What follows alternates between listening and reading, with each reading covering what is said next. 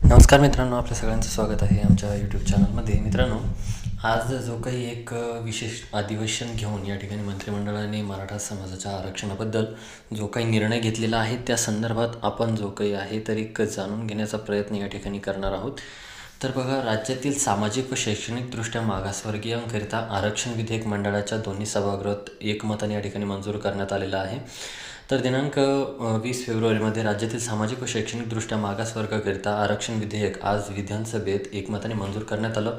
मराठा समाजासाठी 10% आरक्षणासाठी घेतलेला हा निर्णय ऐतिहासिक व धाडसी आणि कायद्याच्या कसोटीवरती टिकणारा असल्याने सांगून मुख्यमंत्री एकनाथ शिंदे यांनी हे विधेयक मंडळाच्या दोन्ही सभागृहात एकमताने सहमत केल्याबद्दल सर्व सदस्यांचे आभार या ठिकाणी मानलेले आहेत. इतर मागासवर्ग म्हणजेच ओबीसी अथवा इतर कोणत्याही समाजाच्या आरक्षणाला धक्का न लावता मराठा समाजाला आरक्षण देण्याचा निर्णय घेतला असून मराठा समाजाला आरक्षण देण्याची शपथ घेतल्यानंतर 3 महिन्याच्या आतमध्ये हा निर्णय मुख्यमंत्र्यांनी घेतला असं नमूद केलेलं आहे. मराठा समाजा बांधवांनी केलेल्या आंदोलनाबाबत उल्लेख करताना मुख्यमंत्री म्हणाले, लाखो मराठा बांधवांनी आपल्या हक्कासाठी लढा देताना आजवर संयम सोडला नाही, शिस्त मोडली नाही. याबद्दल मी पूर्ण मराठा समाजाचे तरुणींचे आभार व्यक्त करतो. आजचा हा निर्णय मराठा समाजाचा, मराठा ऐक्याचा विजय आहे आणि हा चिकाटीने दिलेल्या लढ्याचा विजय आहे.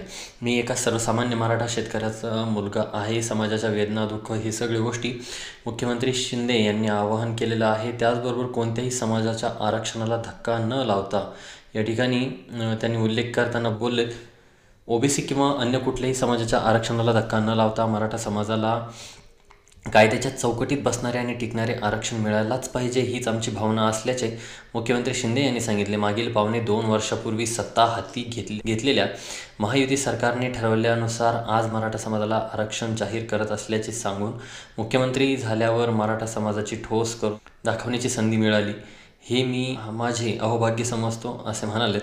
अण्णासाहेब पाटील यांनी दिलेल्या बलिदान आमच्या सरकारने व्यर्थ जाऊ दिले नाही असे त्यांनी सांगितले. मराठा समाजाला आरक्षण मिळायला पाहिजे आणि मुख्यमंत्री म्हणून पहिल्या दिवसापासून ही इच्छा मी व्यक्त केलेली आहे. त्याचबरोबर सर्वोच्च न्यायालयाला निष्कर्षांवर लक्ष केंद्रित करून आरक्षणाची कार्यवाही या ठिकाणी करायची.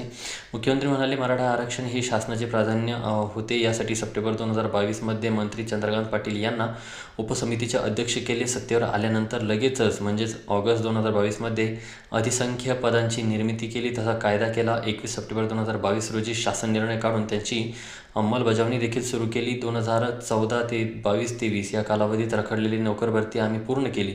अशा पद्धतीचे जे काही आहे तर मुख्यमंत्री म्हणाले आहेत, युद्ध पातळीवरती सर्वेक्षण झालेलं आहे आणि त्याच्या माध्यमातून जे काही उच्च न्यायालय, सर्वोच्च न्यायालय आणि इतर न्यायालयीन पातळीवर मराठा समाजाचे आरक्षण कसे टिकून राहील याबाबत शासन आणि आयोग यात समन्वय राखण्याची निवृत्त न्यायाधीश दिलीप भोसले यांच्या अध्यक्षतेखाली समिती नेमलीसुद्धा आहे या संदर्भातलं. आणि अशा पद्धतीचं जे काही आहे मित्रांनो, या ठिकाणी आजच्या निर्णयामध्ये प्रशासनातील विशेषतः सामान्य प्रशासन विभाग, राज्य मागासवर्गीय आयोग, सामाजिक न्याय व विशेष सहाय्य विभाग, महसूल विभाग, विधी व न्याय विभाग तसेच वित्त विभागातील आणि गृह विभागातील अधिकाऱ्यांपासून ते अगदी शेवटच्या चतुर्थ श्रेणी कर्मचारी यांनी घेतलेली अपार मेहनत असल्याचे मुख्यमंत्री यांनी नमूद केलेले. तर अशा पद्धतीनं जो काही आहे मित्रांनो, तर आजचे जे विशेष अधिवेशन जे काही होतं तर ते या ठिकाणी पार पडलेलं आहे आणि अशा पद्धतीचा निर्णय या ठिकाणी घेण्यात आलेला आहे. समोरची भूमिका जी काही आहे तर ती लवकरच आपल्याला कळेल.